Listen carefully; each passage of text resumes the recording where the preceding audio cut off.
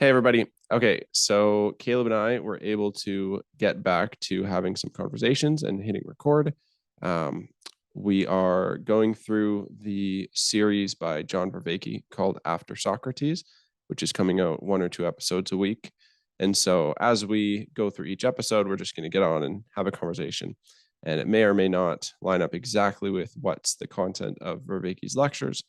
But yeah, this is kind of a way for us to get back into the groove of having these conversations, bracketing it on certain issues, and then just discussing it because we found that to be very transformational. There's 2 notes I want to make. So the first is that Zoom didn't record our video properly for the first 19 minutes or so. And then the other note is at the end of the conversation, I'm going to put, like I did with my interview of Kurt, I'm just going to put a little audio of kind of classical music, something simple and beautifully narrative, so that if you want to just listen to that to keep thinking or whatever, there's a little buffer between the end of the conversation and whatever thing you go on to next. So I hope you guys enjoy. But other than that, I think we should just, those are like the 2 parameters. One is like, we watch After Socrates. The other is, let's try and stay on the topic of God, big ideas kind of thing. Other than that, let's just have a free flowing conversation and not like produce, not trying to say something, just a real conversation. Does that sound good? Yeah, I like it. Yeah. Like I told you, I finished listening to it while I was working out this morning, and that was not going very well. I think, I just am probably not going to do that again. I can't be like grinding out bench press and have Vervaeke in my ear talking about these like Zen practices that he wants me to implement into my life. But it was really good to hear from him. I think I'm probably more so than you at the place of trying to figure Vervaeke out as a person. I just have had such little exposure to him so far that when he says things, and I think he actually did a pretty good job of not saying things that like referring to awakening from the meaning crisis, things like that. He even said that he was going to assume he had to make that decision if he was going to assume people have or haven't seen that, which I have not. And he's assuming that people have. But even so, I didn't feel like I came away with big questions or being really confused what he was talking about, things like that. So yeah, it's a good intro. It got me excited for the rest of where things are going, and hoping to have a better idea of who Vervaeke is as we go to. What has been your exposure to him? I think I would know generally, but like, what are the things that you've listened to from him so far? Probably just a few interviews that he's been in with Peterson and Peugeot here and there. That's about it. Yeah. So I guess that's one like asymmetry in a way, is just the amount of time that you've spent listening to Vervaeke versus how much time I've spent listening to him. But I don't think it'll make much of a difference. Like even not listening to Awakening from the Meaning Crisis, like I think that maybe the main thing I'm thinking is like there's certain terms he uses which have become a part of regular language in my head because I've heard so much conversation around it. And so there's certain terms, but like the actual ideas, like what those terms are referring to, I don't think there's an asymmetry in like how much you and I understand or see those things. So I think I wonder if it'll even help us have conversation. The fact that I haven't watched every bit of Awakening from the Meaning Crisis, but I've watched 40 or so out of the 50. There's a few that just looked boring and I kept skipping those. But yeah, okay. So I was going to say before you go on, one of my biggest things that I think of when Vervaeke comes to mind or when I see him on a screen is his teaching about not perspectives, knowledge, and the 4 different levels of knowledge.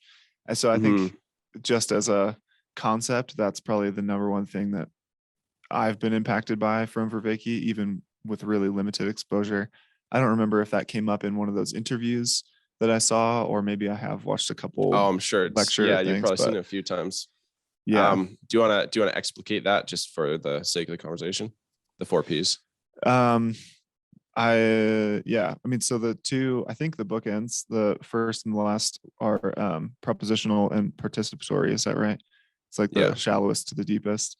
Honestly, those are the two that I really think about for the most part, Mm-hmm. and are the most helpful for me to just kind of at a glance, either analyzing my own understanding of something. And it's like, well, do I just, have I just thought about that tiny bit and I kind of have a proposition in my head I think I agree with? Or is there something to that idea or that concept that I actively participate in? So it's kind of Mm-hmm. like a way for me to just really quickly almost make a judgment of myself in a given area. Yeah. But then the other two, perspectival and procedural, are the other two, right? Mm-hmm. Maybe you can Mm-hmm. remind me what those are about. Yeah, sure. So the first P of knowing is propositional, and it's like the fact of the thing. It's the proposition of the thing. And so I like my first way of thinking about it is always jujitsu. Um, yeah, I've been finding jujitsu analogy to be really helpful. It seems like jujitsu just reflects reality, and that's part of why it's so meaningful and why it engages us. I think is Mm-hmm. because I think it reflects reality on a lot of levels. And so, like the propositional. So let's just say armbar. So the propositional level of armbar is like what it's like, what it's like to know armbar if you could describe it. So if I was to describe to you the positions of the body, and the knees go here, the feet go here. I get the arm here, I extend, and that is supposed to put force on the elbow. The person is going to submit. I've just given you the propositional knowledge of armbar. Now there's a procedural knowledge, which is a level above that, which is the skill of it. And so the procedural knowledge, that's the second P. It's deeper, it's more encompassing. And so a good way to differentiate the two is like um, think about the propositional knowledge of something like driving or mountain climbing is a really good one. You think like if you have to trust someone to belay you when you're mountain climbing, would you rather have someone who's read all about mountain climbing in a book and has never done it before? That would be somebody with high propositional knowledge and no procedural, or somebody who's never read a book about mountain climbing, but they do it all the time. They know the skill of it. And obviously, it's like you want to be not just belayed by, but you want to be rock climbing with somebody who has the procedural knowledge. Um, and so the procedural knowledge of armbar is the skill of doing an armbar, the ability to embody it and like put those propositions, which are theoretical and in the mind, into the embodiment. So it's like you take the value from above and you bring it down into the world, you make it real. The next level above that is the third P is perspectival. And it's what it's like to be the person doing the armbar. There's a perspective of, and so there's like a knowing, which is the perspective of being in that armbar thing. And so in the armbar thing, that's not a good way of saying that. It's like for me, when I do an armbar, there's a knowing of being like me in this body and doing the armbar out in the world. And so there's in terms of perspectival, there's kind of like a recognition of there's me, the awareness of me, and the external world, which is everything, including my body, including everything about physical reality that's out there. And so then one level higher than that is the highest form of knowledge, which is participatory. And so participatory knowledge is like knowing what it's like to participate in jujitsu as a whole, like the whole thing. It's participating with someone else. We're rolling, we're interacting together. And then I go do the armbar as part of this whole participation in jujitsu. All of that put together, that's participating in jujitsu. Kind And of so that form, like drawing that one thing, integrating it into the whole of mm-hmm, yeah, yourself or something like that.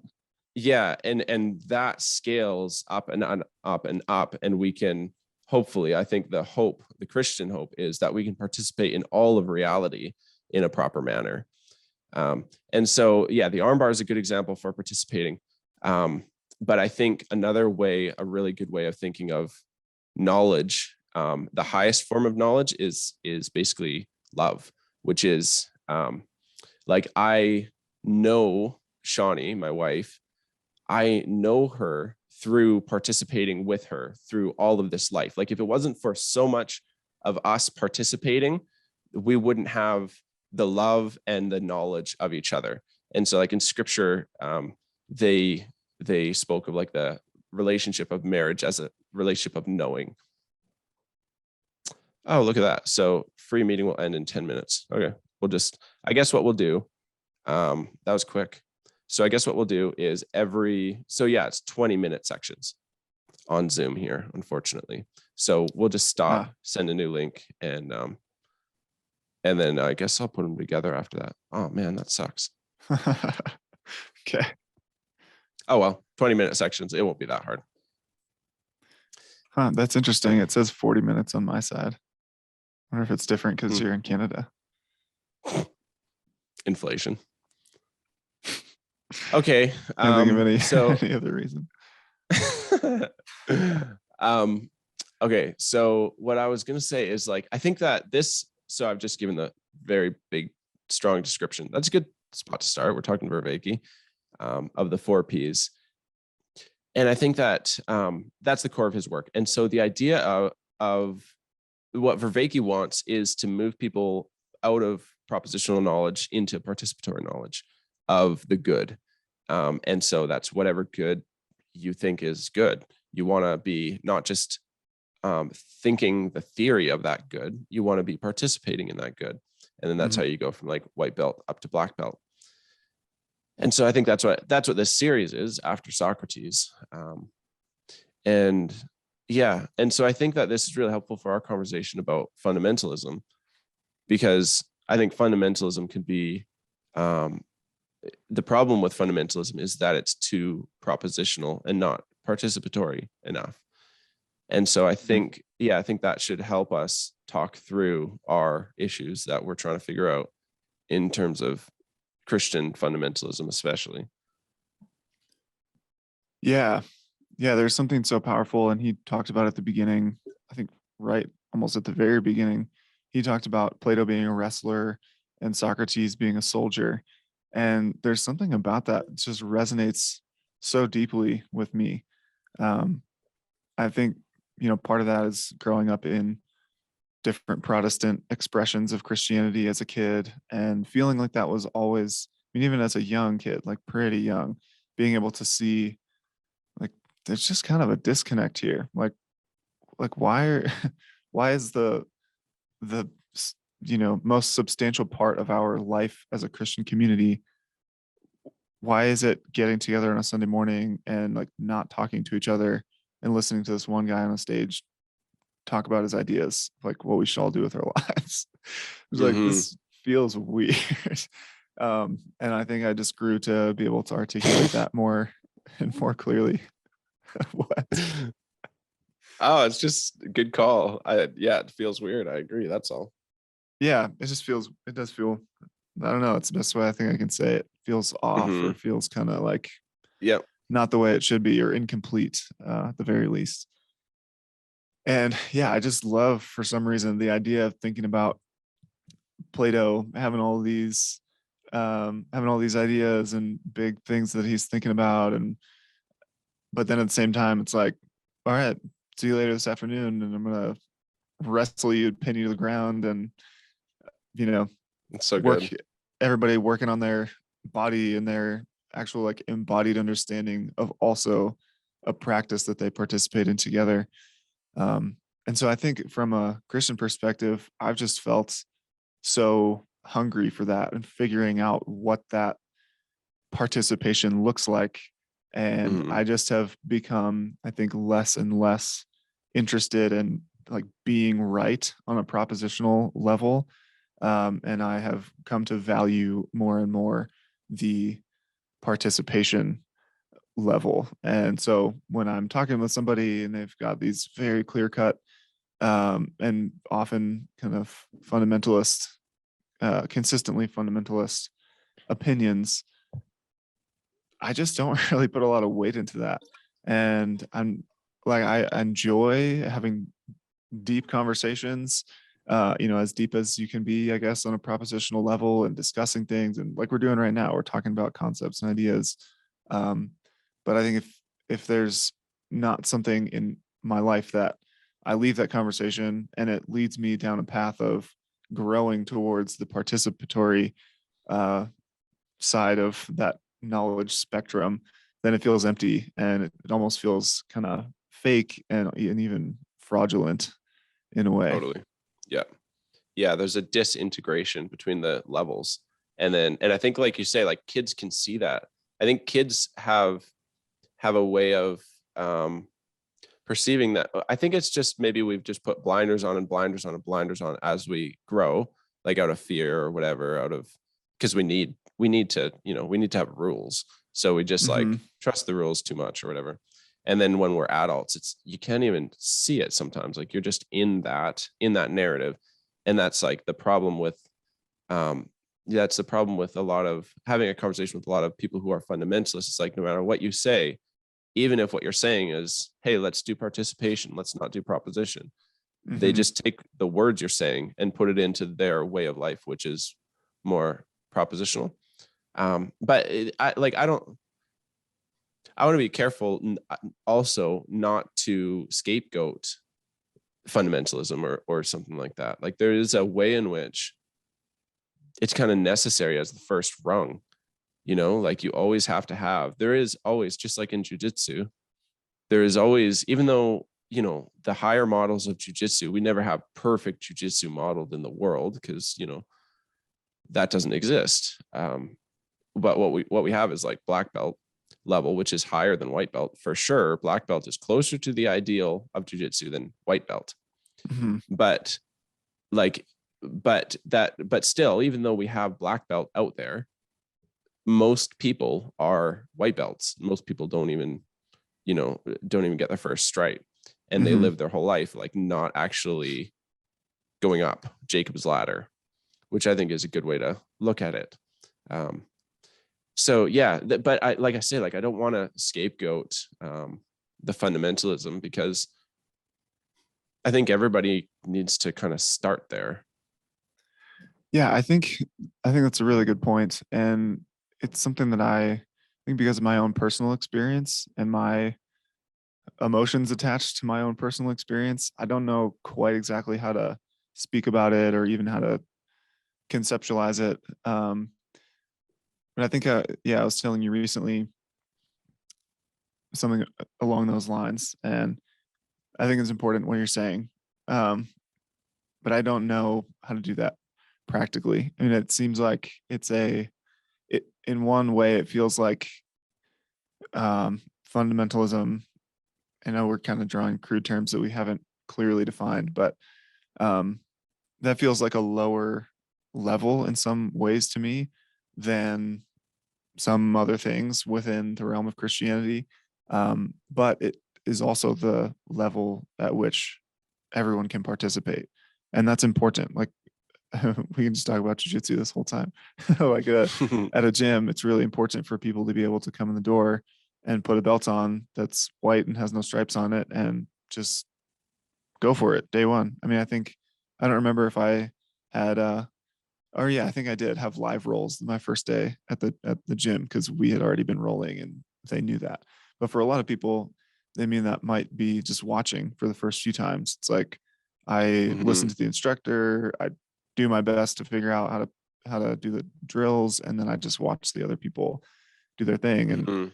I mean, in a way, I hope you don't mind me talking about about your personal life in this way, but I kind of think of you like showing up at Orthodox um Mm-hmm. It's exactly like liturgy, that. and it's like that's what you're doing right now, like you're in that process, and that's a really good thing. um so yeah, it's a little bit different in that that's just a new activity for you to be involved with, but I think there's a way in which fundamentalism within Christianity seems to me to be kind of that starting place across the board. And my hope for people is that they would progress beyond that point. But I also Mm-hmm. don't want to be judgmental of people who, for whatever reason, don't, or maybe even can't for some reason. Yeah, no, I totally agree. And that's exactly what I'm doing. Going to liturgy right now. I have to just stop and then I'll send you a link and keep recording because it's about to run out. Okay. Okay, so we're back. So yeah. So I think so we were talking about the participation, and we want to be more of the participation and more of the higher level, and not so limited by the propositional level, even if the propositional level has to be like your first step. So I think like one of the things with the jujitsu metaphor, one of the things that we want to avoid is, I think what fundamentalism can become is like a whole bunch of white belts looking at each other and becoming arrogant despite their ignorance of jujitsu, becoming arrogant about the jujitsu that they think they know. And actually, what they need to learn is they have to learn how much jujitsu they don't know in order to move up. Does that make Mm-hmm. sense? And I Yeah. think that's what both you and I are so resistant to in Christian fundamentalism specifically. I don't care that much about other like other fundamentalism in other systems. I'm not I'm not upset about like Buddhist fundamentalists or atheist fundamentalists. What I care about is the Christian fundamentalists. And I think the reason for that is something like desiring purity, like desiring quality above quantity in the church, like a pure heart in the church, because I believe if the church can be pure, then it can be beautiful. If it's beautiful, it can be attractive.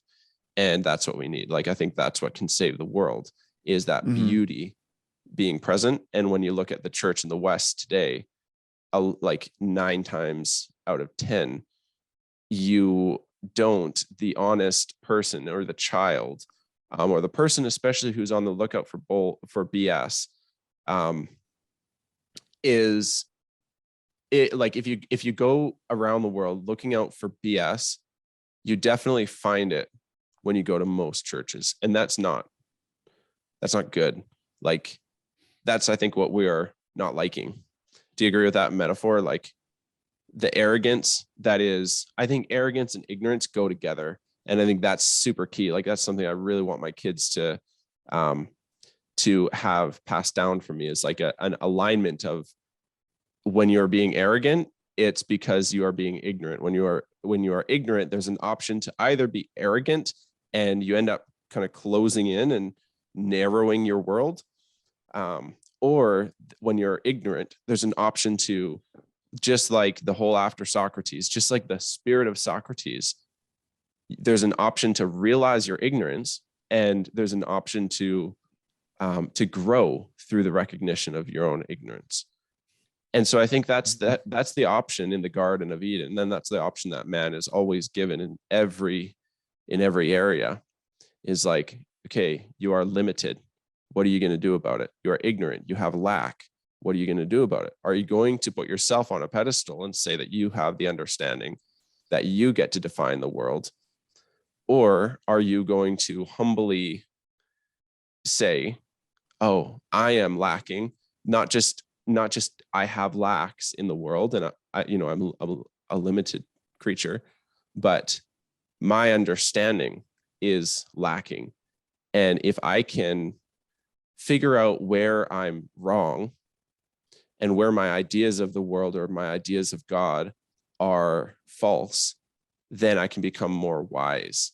It's not that I get more knowledge of God. It's more like, that's, I think, the central thing of Socrates, and the central thing of this series that Vervaeke is doing, is like, we are not trying to know what God is.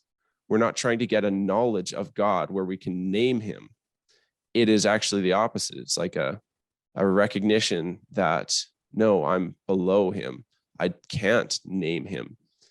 And that's what you find in all of the traditional religions. The further back you go, the more that they have an idea of God, that is, God is ineffable. We don't name him. We don't even utter his name, because how dare I put a box around him? Hmm. Yeah, I it's really just ringing in my ears, the what you said about you have to understand how much you don't know in order to grow. And it immediately, when you said that, I thought of Paul in the New Testament calling himself chief among sinners.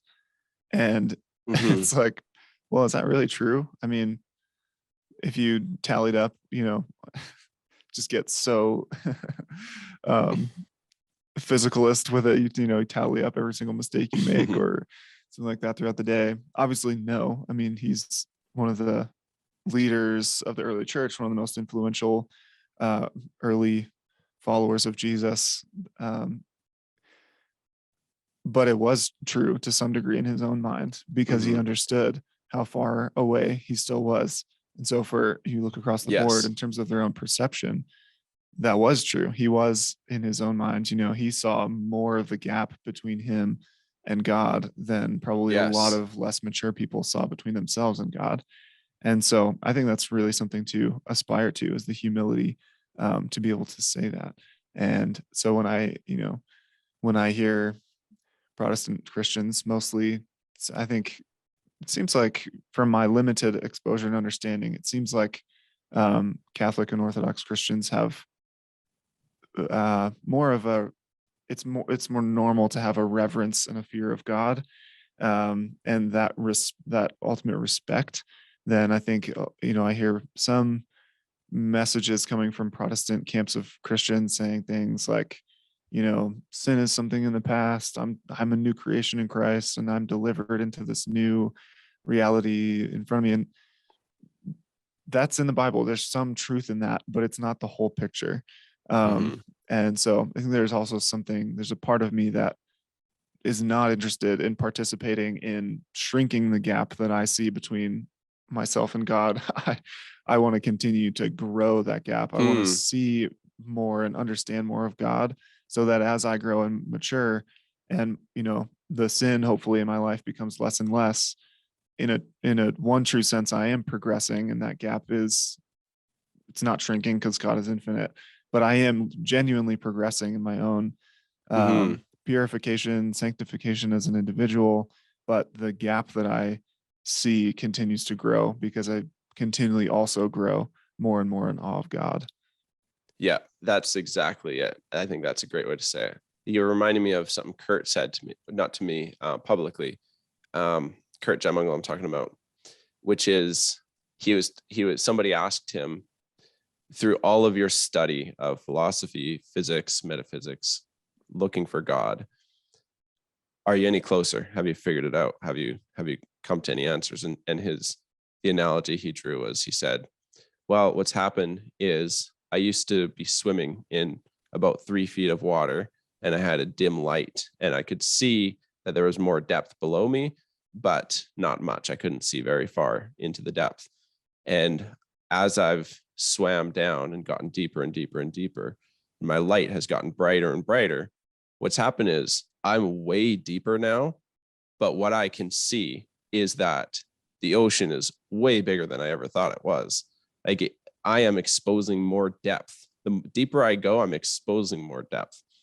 So let's take this to jujitsu. When you were talking, I was thinking that's like when I started jujitsu as a white belt. And the difference between me and like the ideal of the perfect black belt jujitsu person, there was not much difference between those two. Like, I would have said, my propositions would have been, oh yeah, like that's like a master of jujitsu, and I'm nothing. I barely know anything. I'm way down here. But in terms of my actual understanding of like what's the difference, I wouldn't have been able to explicate it. I wouldn't have been able to really feel what the difference is. And as years of jujitsu go on and on and on, and I'm seeing the minutia of, okay, I see. When we get to this particular entanglement of this leg and this arm, there's about 3 or 4 different directions that it can go, and each of those is into a whole new universe of what's going to happen next. And Yeah. so I can see that now, but even now, I would say I have no idea of how big of a difference there is between me and the ideal, perfect, all encompassing, infinite, model of jujitsu. Not nearly as much as someone like Gordon Ryan. I would say Gordon Ryan, because he's the best at jujitsu, is also the person who could understand the most what he is like lacking, because he has so much knowledge in and around and about in every way. And okay, for people listening, Gordon Ryan's like the best jiu-jitsu player ever. And so, yeah, so there's a way that as he's mastered jiu-jitsu, he really is, compared to everybody else, like he's mastering it. He's mastering the participation of it, but he's getting further and further from the ideal at the same time. I think that's what happens with anything that's infinite. That's what happens like with any good. The closer you get to it, the more you see. I think that's what's happening as we explore space too. It's like we explore like the biggest of the big, or we explore the smallest of the small. So I guess exploration of physics in both directions. It's like the more that we see, the more that we can understand how much we don't know. Go back a couple thousand years, people would have never been able to understand how much we don't know about the universe. They would have just said the basics of like, yep, the sun goes around the world, the moon goes around. And I don't know, why does the earth eat the sun over there? I don't know the answer to that, but we'll figure it out one day. As science has progressed, now we have way bigger, way better questions, but we're not coming to a conclusion. Because why would we want to come to a conclusion? Why would God, if he gives us rest in nature, then we don't rest in him? Yeah, it seems like the more clarity you have on a propositional level, the less that really should matter. And the more progressing through the steps of knowledge until the point where you are actively participating, you realize that that is what actually matters.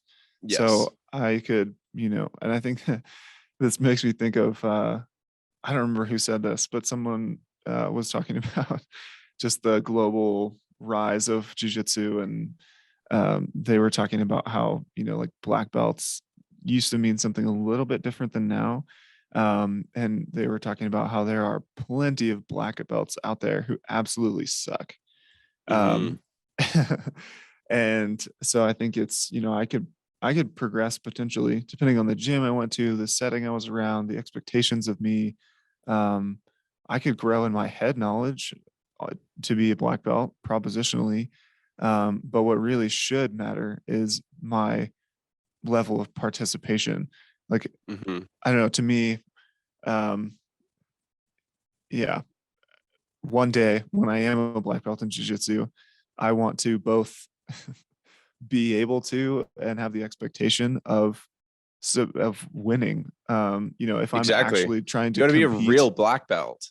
Yeah, like I don't want to be. I mean, there was definitely not going to use any names or anything like that. But at the gym I trained at in Hawaii when we lived there, there was this brown belt who I submitted multiple times as a white belt, and I just remember thinking like, what a terrible position to be in. I mean, I don't know what I'd do in that position, not just because of me those couple times. I mean, I think there were plenty of times where we rolled together. He submitted me too. But it wasn't just me. Like you could, there was kind of understanding in the gym. Like you could go out and submit this guy as a white belt. And a number of us did that. Crazy. And I just remember thinking like, man, what a terrible position to be in. If I was in that spot, would I don't know, would I just give my belt back and be like, yeah, nope, well, you this should. isn't real. It's like, in order, sorry to interrupt you, but I gotta get this out. In order to preserve the integrity of jiu-jitsu, the right thing to do would be to degress yourself by the belt. So it would be like to go back to blue belt or something and be like, okay, I'm actually a blue belt. Like, yes, I wear a brown belt, but I'm actually just a blue belt. And that would very rarely happen, for the same reason that it would be very rare for some pastor who has been put in higher and higher positions who doesn't have the integrity to uphold those positions. It'd be very rare for that pastor to then be like, hey guys, hold on. I cannot handle this. Like, I'm not at a position where this is a reasonable place to put me. And you keep putting me on these pedestals. So Yeah. instead, the pastor gets exposed, or the brown belt gets exposed, and what happens? It disintegrates. It wrecks the integrity of jujitsu or of Christianity. And so I think Hmm. that's what's like so key is as you climb, you got to actually be climbing on the inside. That's got to be the focus. And I think that you and I have had, I think most people in jujitsu nowadays have been forced to do things that way, where they don't go up by the belts without actually being good enough to live at those Hmm. higher levels. And hopefully that happens more and more in Christianity too. It's like, hopefully, as we go up, we are actually living it out. Like, hopefully, you see in the Christians, if you look at their life, you see something higher than they were before they got to those levels. Hmm. I think there's an So, like, aspect to it. sorry, Oh, you go ahead. I was just Finish your gonna thought. say the experience you're talking about with the brown belt. There's like a hypocrisy to that, a Hmm. disintegration between what he should be and what he actually is. There's a Yeah. reason that we call people who are have a black belt but they're not actually good. We say they're not a real black belt. So like, what are Yeah. we getting at there? Yeah. That's really going to mess with your general physicalist approach. It's like, Mm-hmm. why is it our instinct to say that? If somebody, if a, if a black belt goes out and there's just a slew of blue belts that can go get them at will at any point, well, they're not a real black belt. But what does that Mm-hmm. mean? I mean, how do we fit that into That's our, Plato. yeah, right. Plato's, yeah, forms. It's like Mm-hmm. you're not the actual essence of the thing. You're not participating in the essence. You just have, just because you have a black belt on, um, somebody just looks at you and doesn't know anything about jujitsu might be fooled, but it's not going to be the case with somebody who has been around for some time.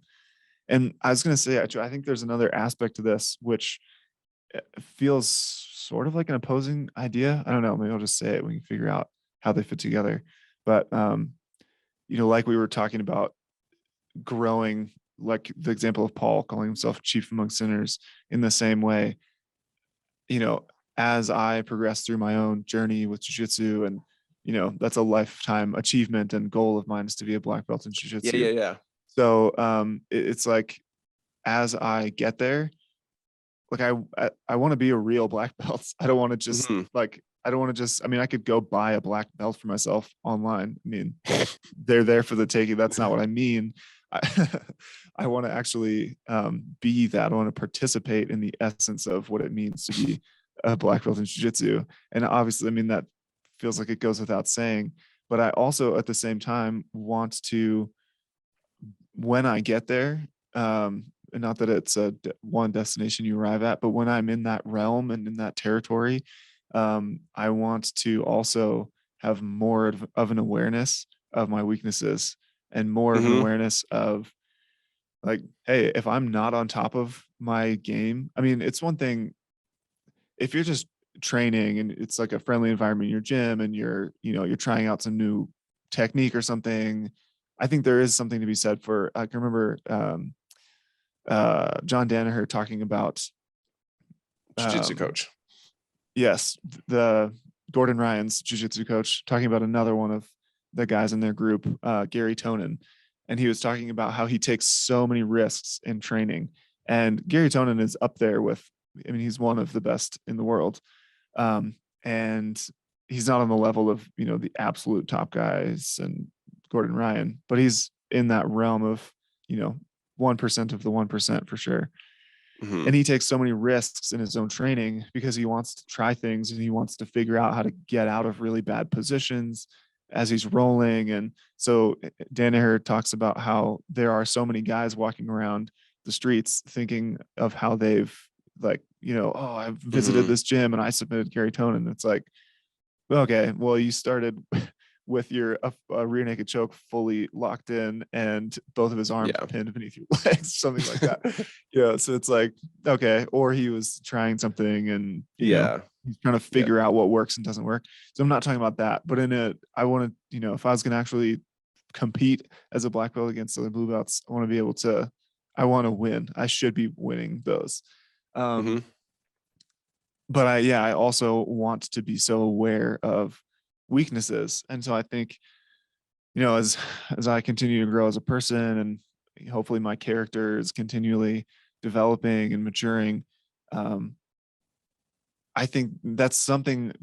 This is long-winded, but I'm trying to get at something I feel like is so crucial in our culture, which is our understanding of our own humanness and our own capacity for mistake making and evil and sin, Hmm. has to rise with. I mean, I think you can't disconnect those as your own ability, and maturity grows in Power. a given Yeah. area. You have to also be so just as aware of your own shortcomings and your own capacity for evil, really. Hmm. This is really good. This is what I was hoping we'd get back to in terms of sin. There's a way in which Paul is actually correct when he says he's the greatest of sinners. Here's how. Okay, first let me take the long route to get there through jujitsu still. So there's a way in which when Gordon Ryan rolls, he understands his lacks in jujitsu way better than I ever could understand my lacks. Like I do jujitsu and I'm like, yeah, that didn't seem to work. I'm doing the same thing as like the ancient people trying to, maybe they were trying to make a scientific theory about the world and they're going, why does the earth eat the sun over there all the time? That part of the earth keeps on eating the sun every night. Like I'm doing the same thing. Like I have such little understanding of why didn't this certain move work? And I have no Mm-hmm. idea. Gordon Ryan, when something doesn't work, he has a way better understanding of his sin. And so let's say sin, not as like you broke a rule. And because of the dot here and there of how you broke the rule, that's called a sin as defined Mm-hmm. by God. And God's a being who says that thing is a sin. That's not a good way to think about sin. Sin, Not as a fundamentalist moral definition, but as a more true and broad definition. That's what you're saying. mhm. Is that right? Yeah, well, the word for sin that like hamartia, the Greek word, one of the two words, is to miss the mark. And so it's like you can think of it as the model of Christ is the model of hitting exactly perfectly, infinitely into the middle of the bullseye. And so the more that you aim and you shoot and you miss, that's like to the degree to which you're doing that, that is the degree to which you are sinning. Mm-hmm. And so sinning is just missing the mark. It's a way better way of seeing it. And that's very orthodox. Like that's something explicitly um, more ancient and ancient Christian than it is like Protestant. And a lot of that has to do with the propositionalizing of our faith. And when our Mm-hmm. faith becomes propositional and when God becomes a propositional kind of a being, then it does become that sin is like on the propositional level. Well, I Oh, think, yeah, sorry. But yeah, if you think about God as truly infinite, and if, God is the mark at the very center of the bullseye. I mean, if that center is infinitely small, then in a way it's actually impossible to hit with our it is crude for us. tools of a bow and an arrow. And so I We are think limited. that's Yeah. one way in which I don't know. I'm honestly really trying to wrestle with this and figure it out. So I think growing up in Protestant settings, and even now, I mean, this is most of the world that I interact with is very Protestant influenced and not as Hmm. ancient in our collective way of thinking. But I'm very intrigued by that and want to learn more about it. And there's something about some of those ideas that resonate very deeply with me. And one is exactly what we're talking about with hitting the mark in the middle, like the actual middle. And I think people that I'm around often talk about it as though it's kind of like, well, there's this whole big bullseye, and if Hmm. you're somewhere in there, Oh, that's that's so good good, enough. man. And then anywhere outside of Salvation that, is when you get it into this spot here. When you get it there, that's you're saved. And it's like yeah, it's the wrong way of looking at it. Yeah. right. And so it's like, well, is it this big or is it infinitely small? That's a really big difference in the Hmm. way that we think, in the way that we think of ourselves, in the way that we treat other people. I mean, talking about talking about this in like a symbolic way. I mean, I think it's very accurate and representative of reality. I don't know. We might I don't know if I could explain this in a way that would make sense to everyone, but it resonates so deeply with me that it's like, I'm not like that. I struggle with when people say be like being free from sin. And it's like, well, what do you mean by that? Like, so Mm-hmm.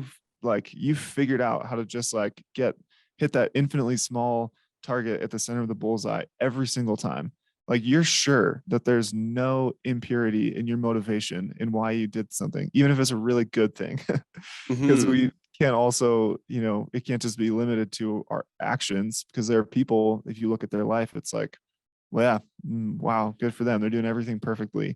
But what's going on in their heart? And it's really clear to me throughout really all of the Bible, but especially in a lot of Jesus teaching, what's happening in your heart is really important. And I was just thinking about this yesterday. I did something right, good for Caleb, and I was getting like um, affirmed for my action that I did correctly. And it's like, there's no way that I'm 100% receiving that affirmation with no self righteousness and pride. Like, that's for sure feeding that part of me. And so, Mm-hmm. um, and I think to say that we are just beyond that, or I'll speak for myself, like to say that I am just beyond that, um, it's just so phony and not real. And so it's like, Mm-hmm. yes, in one way, my life submitted to God and trying to be on the path of following Jesus, my life is like free from sin in a way that it wasn't before, kind of. But at the same time, I'm not going to just arrive and get there and be at this place where I'm, hitting the infinitely small target in the center of the bullseye every time and just like Yep. repeating this impossible task every day. So in that sense, I will always have sin in my Mm-hmm. life. And I mean, that's kind of like I think of Catholics going to confession every so often. And it's like, well, yeah, you go to confession every so often because you've obviously sinned, like between the Mm-hmm. last time you had confession and this time. Yeah. And I Yeah. think I remember when I was younger that messing with my head. I was like, but shouldn't the goal just to be to never sin? And I completely don't see it that way anymore. And it makes a lot of sense to me now. Yeah. It's funny you say that because I liked something Peterson said. He's like, for all of people, for all of the criticism people have of the Catholic Church, you never hear people criticizing confession. It's because Mm, we all know that we're lacking. And it's, of course, like we are limited. And so Christ is like, that's why Christ's incarnation is the basis of all of reality. It's like the hope that God, the infinite, can interact with the finite, and that and the okay, let's go super Christianese. I want Jesus to live in my heart. What is that really saying? It's saying I want to be more like that. I want to be where the infinite, and I want to be more like where the infinite and the finite meet. And we have that capacity. We have that capacity as people. And that's such a burden of responsibility, but it's also what gives life like the meaning. Now I'm sounding exactly like Peterson, but just a more kind of Christian tone to it, I guess, is like mm-hmm, that is man, capital M man, is like that's the mind-blowing thing about the incarnation, is like that God could that there could be both God and man existing together. And I was just listening this morning, Peugeot. Okay, so 10 minutes. Sorry, bro. 10 minutes, and then we will have to stop and start another one. But okay, so this morning I was listening to Peugeot was just premiering a lecture or something on why do we venerate images in the, or I guess in the Orthodox Church, but just in general. And so, like, why do we allow for icons and images? And he was talking about oh man, I lost my train of thought. Bummer. What was I just talking about? why we venerate images, why we allow Yeah, before to do that, that. I was trying to tie that into something.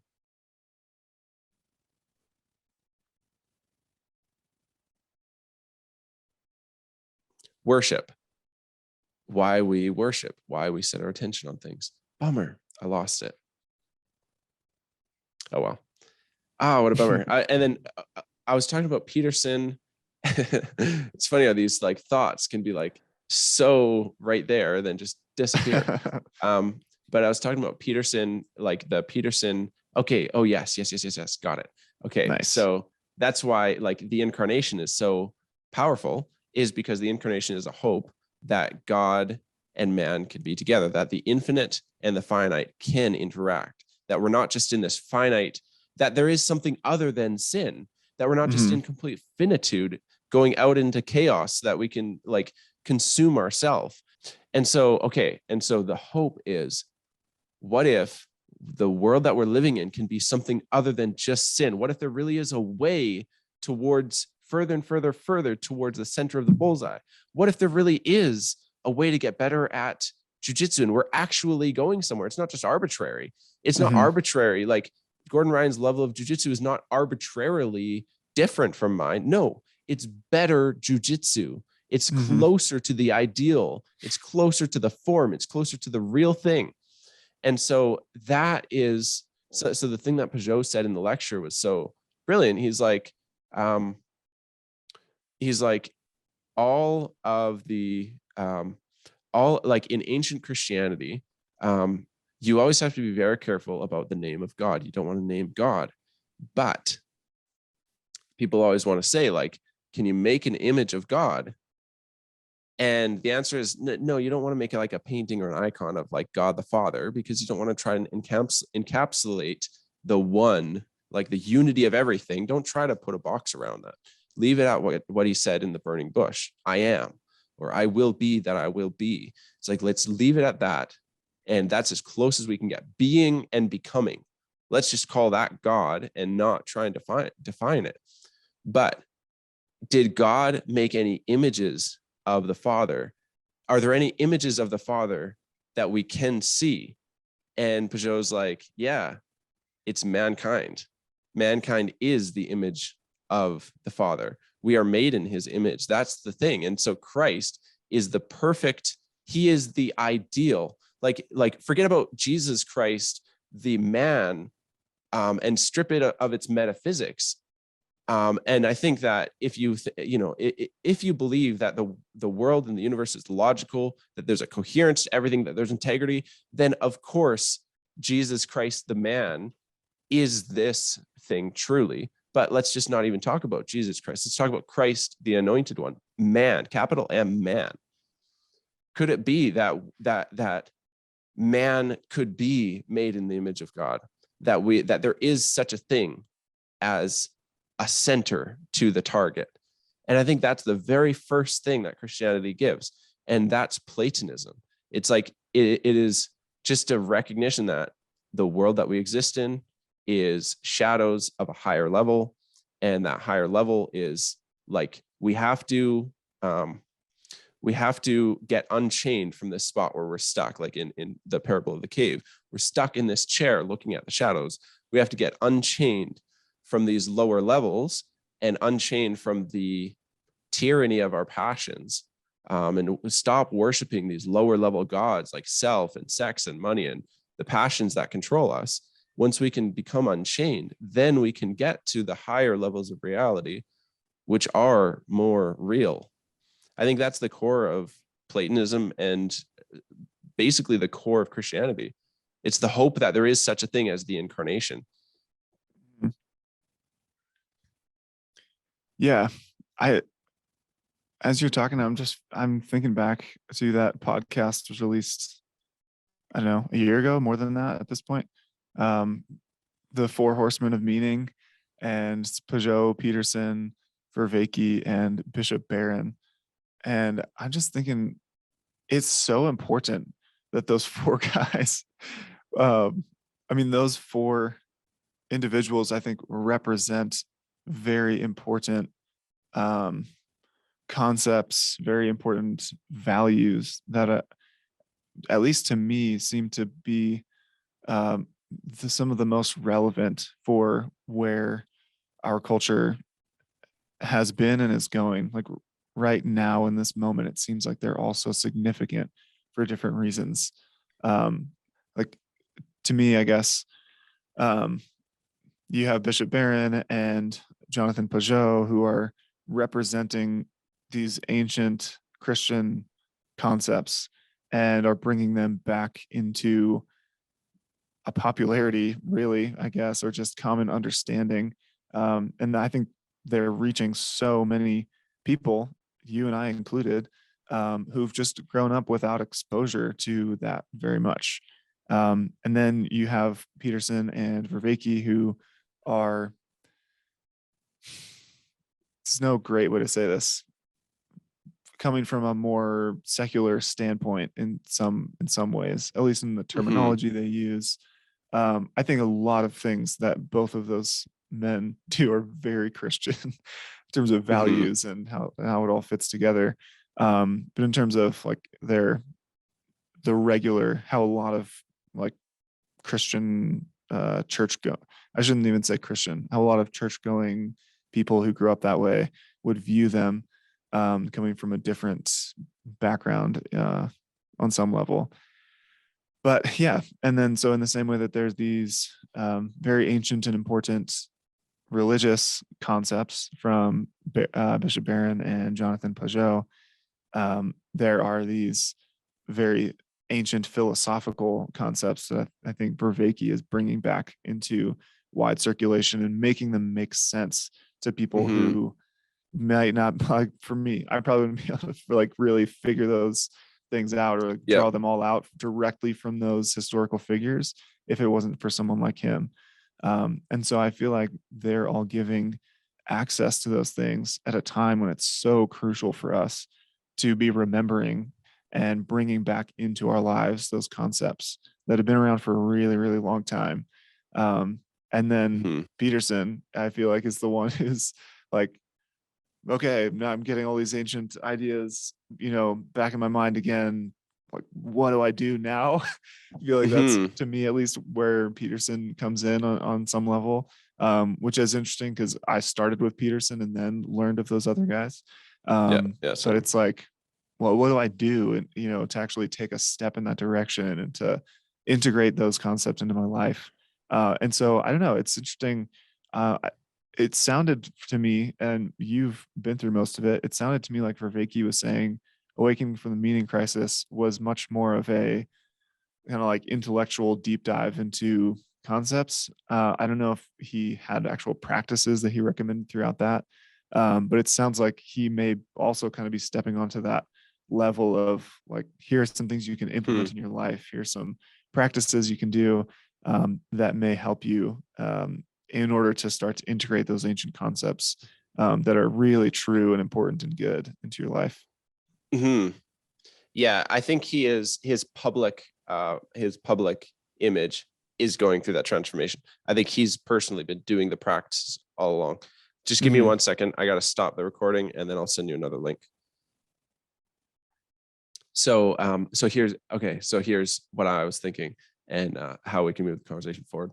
I'll tell you a poem, and I think it might lead to a good narrative end to the conversation too, which is essentially I'll state what the poem's about because you can kind of miss it on first hearing if you don't know. It's about maybe the highest gift and the highest level of respect that man could ever be given by God and by the Creator, is to not be able to rest in nature. And what it means is that we're always filled with more and more responsibility and more meaning to pursue God Himself and to become. It's like maybe we don't ever get to rest in our level of jujitsu because the greatest gift God could give us is that, look, you can get higher and higher and higher. You never get satisfied. You never fully get rest in Mm-hmm. nature. So I'll quote the poem, and then when I'm done, just tell me what it inspires in you. Okay. So it's called The Pulley. When God at first made man, having a glass of blessings standing by, let us, said he, pour on him all we can. Let the world's riches, which dispersed lie, contract into a span. So strength first made a way, then beauty flowed, then wisdom, honor, pleasure. When almost all was out, God made a stay. perceiving that alone of all his treasure, rest in the bottom lay. For if I should, said he, bestow this jewel also on my creature, then he will adore my gifts instead of me, and rest in nature, not the God of nature. So both should losers be. Yet let him keep the rest, but keep them with repining restlessness. Let him be rich and weary, that at least, if goodness lead him not, yet weariness may cast him to my breast. Yeah, that's really beautiful.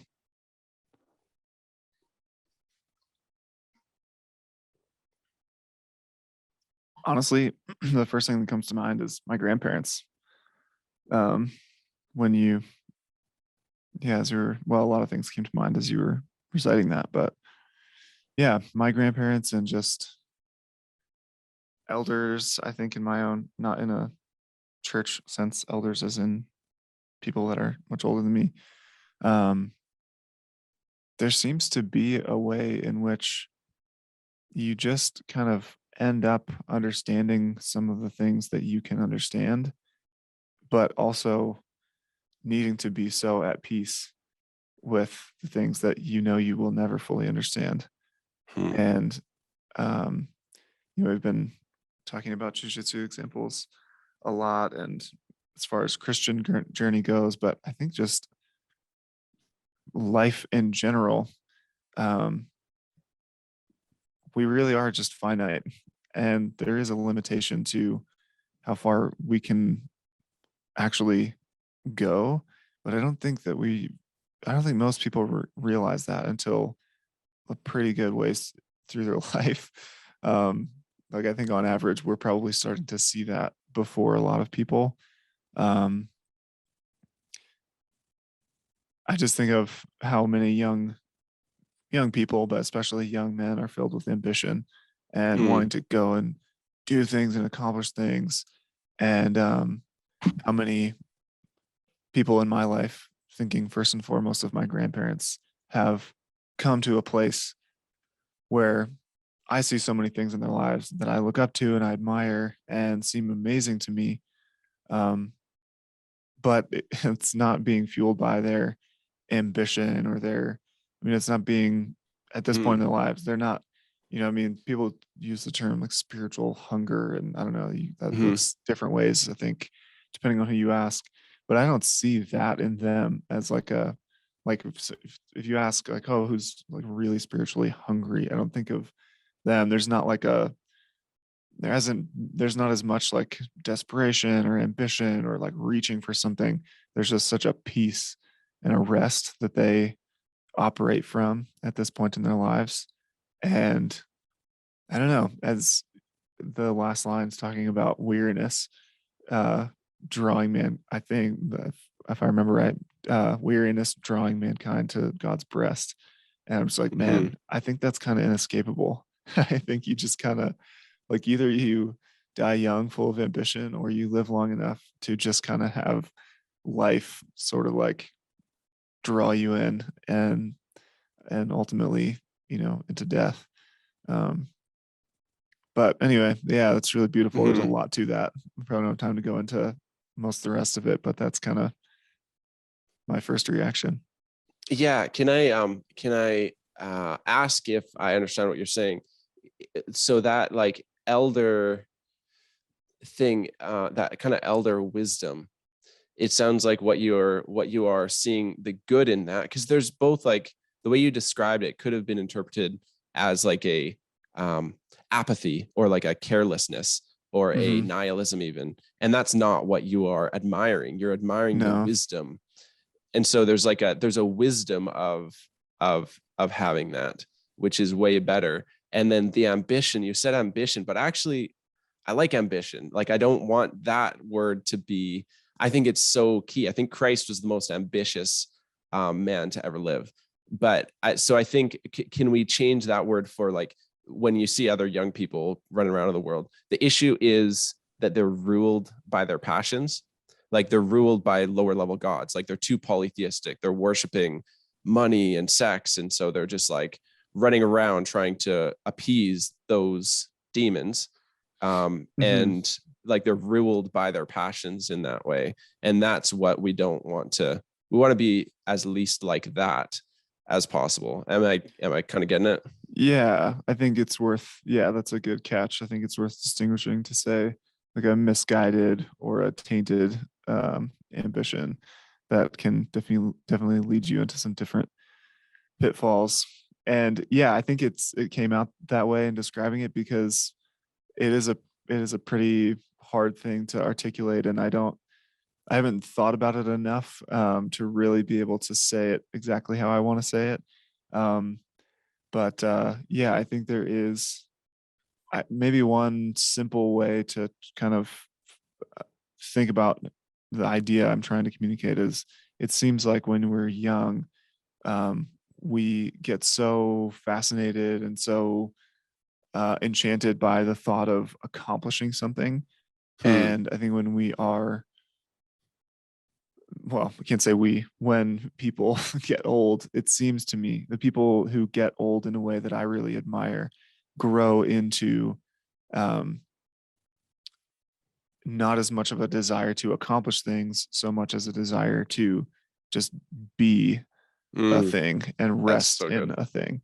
So I mean, my mom is another good example of this. I think, I remember, I mean, she was very educated, very had in her own right, had things that she could and should have been very pleased to accomplish. And, um, things that you could write on a resume that would be like, wow, that's really awesome type of Yeah. things that you do. And there is something very good and right about that, Hmm. especially as a young person, I think. But as people go through their lives, I've definitely seen a trend where now the way that my mom talks and operates, there's not the same kind of hurry to accomplish things, to get things done, there's a lot more of a depth and a peace about just slowly but surely continuing to grow more and more into the goal, which to me, Hmm. as far as I see the world, is growing into the image of Christ and becoming more and more love. Um, Participating in Christ. yeah, participating more and more in Christ. Yeah. And I think as you get older, your perspective comes to a place where you're just okay with where you're at in that process and thankful to be participating at all. Hmm. Yeah. Brilliant, man. I think that's such a good way to tie everything back together. I think that's exactly right. And that's the hope. That's the Christian hope is that I can actually participate in Christ. I can, I can become more like him.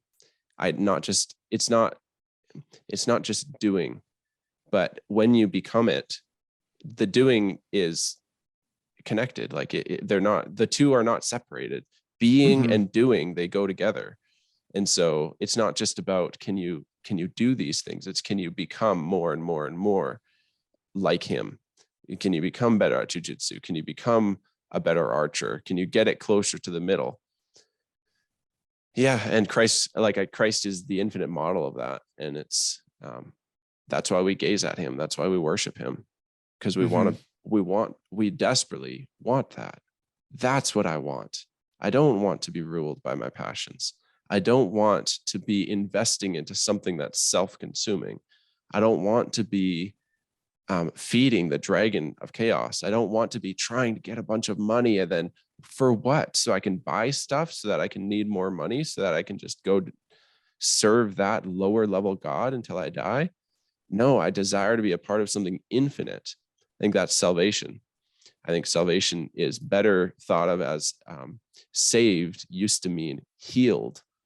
And now there's ways that the word's been twisted. But I think that's brilliant what you said.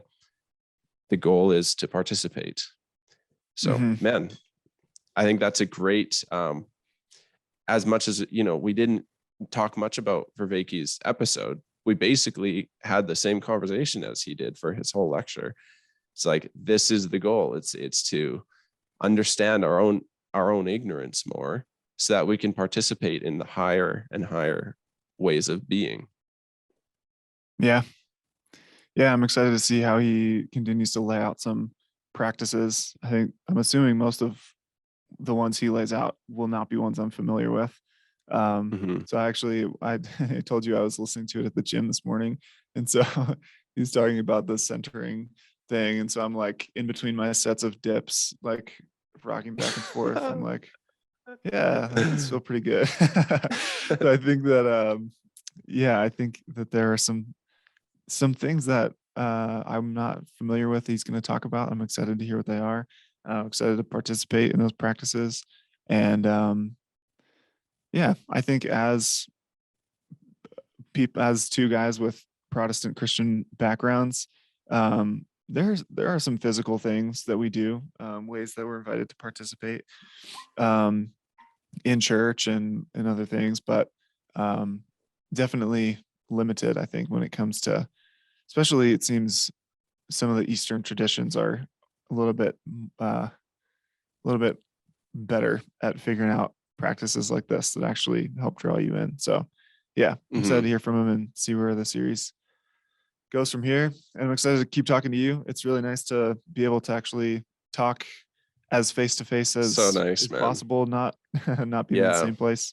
We're constantly sending voice messages back and forth, sometimes way too long voice messages where we talk about five different things and then the conversation that ends up feeling disjointed. So yeah, it feels like a absolute pleasure to be talking to my best friend about the most meaningful things that there are. So this is awesome, bro. Thank you. Yeah, man. Thank you. I feel the same way. And I think that what we are doing is participating in the way that Socrates would like, in the way that Vervaeke would like. I think there's a reason, like, we could try to have a conversation about this and have it not work if we were not participating properly. But the reason that this conversation is going somewhere is because we're participating in the right disposition.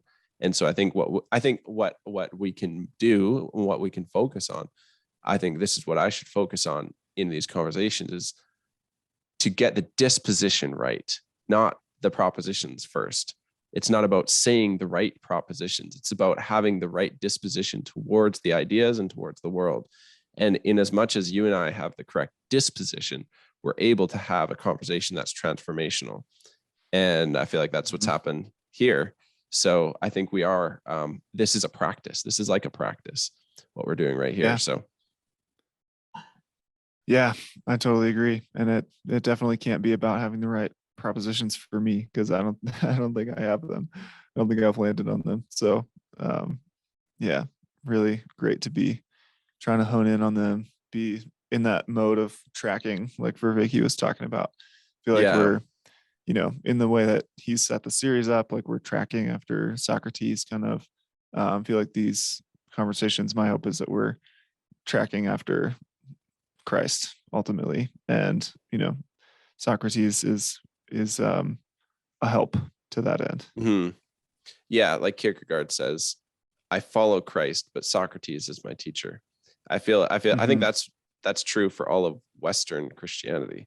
That's true Yeah. for the whole tradition. Like, we follow Christ, but Socrates is our teacher. And there's no problem. There's no in my Christian belief, there's no problem with attending to Socrates, because the only reason Socrates is so valid is because he is so Christian. Like, when you know the spirit of what he's saying, the part that matters is like, oh, I see, you're giving a really good exposition of the spirit of Christ. Awesome, I need that. And so then Mm. I can follow after Socrates. He can teach me, but my highest God is not Socrates. My highest God is love, voluntary self-sacrifice. uh, it's things that we cannot know, but we can only, oh, what was that quote? There's a beautiful quote here. I'll read it to you because I just sent it to Kurt. It'll be a good way to end. This is the quote. He, in reference to God, he may well be loved, but not thought. By love can he be caught and held, but by thinking, never. Mm. I think let's leave it right there. Let's meditate on that. Till next time. All right, man.